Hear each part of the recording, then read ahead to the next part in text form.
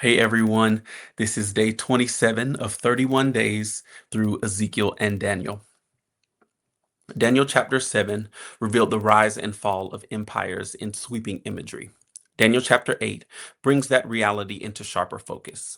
The vision is no longer broad and distant, it is precise, intentional, and deeply personal. Daniel sees a ram with two horns. The two horns were high, but one was higher than the other, and the higher one came up last. Daniel chapter 8, verses 3. The ram pushes in multiple directions, establishing dominance without resistance. Power appears consolidated and secure. Then, without warning, the scene shifts. A male goat comes from the west without touching the ground, Daniel 8 and 5. Its speed is emphasized because its rise is sudden. It strikes the ram with force, breaks its horns, and tramples it. Authority is overturned quickly, decisively, and without negotiation. As Matthew Henry observes, the transitions between kingdoms in Daniel reveal how unstable human dominance truly is. What appears unshakable can be dismantled in a moment. Strength, when rooted only in power, carries within it the seeds of its own collapse. The goat grows very great, but at the height of its strength, the large horn was broken, Daniel 8 and 8. This pattern repeats expansion followed by fracture. From the broken horn emerge four others, extending influence but dividing authority. And then the vision narrows even further. Out of one of them came a little horn which grew exceedingly great, Daniel 8 and 9. What begins small does not remain contained. Its growth is aggressive and deliberate, extending toward the glorious land and beyond.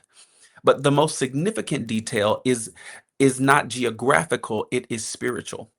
It exalted itself as high as the prince of the host, Daniel 8 and 11.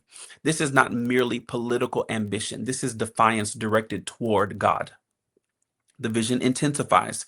Because of transgression, an army was given over, and he cast truth down to the ground. He did all this and prospered. Daniel 8 and 12. This is one of the most difficult realities in Scripture. Opposition is not only active, for a time it appears effective. Truth is resisted, worship is disrupted, and resistance seems to succeed.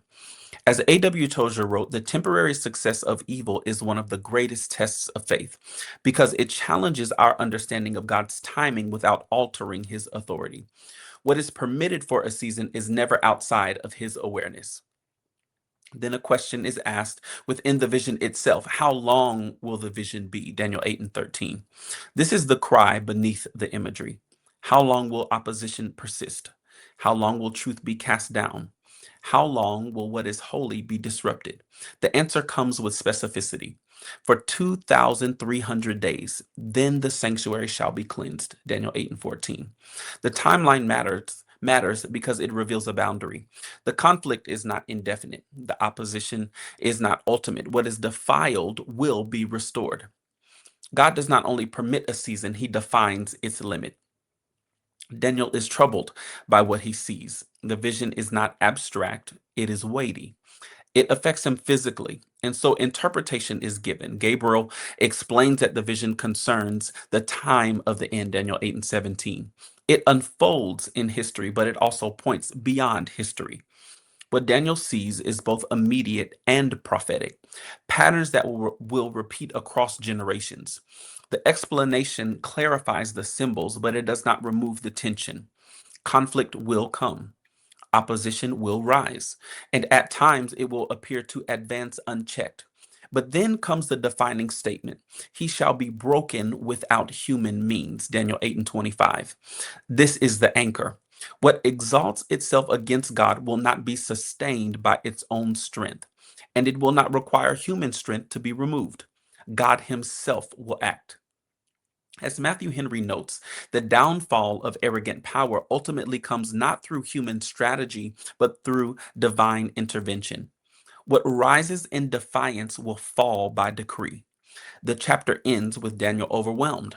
I was astonished by the vision, but no one understood it. Daniel 8 and 27. Revelation does not always bring immediate clarity. It often brings deeper dependence.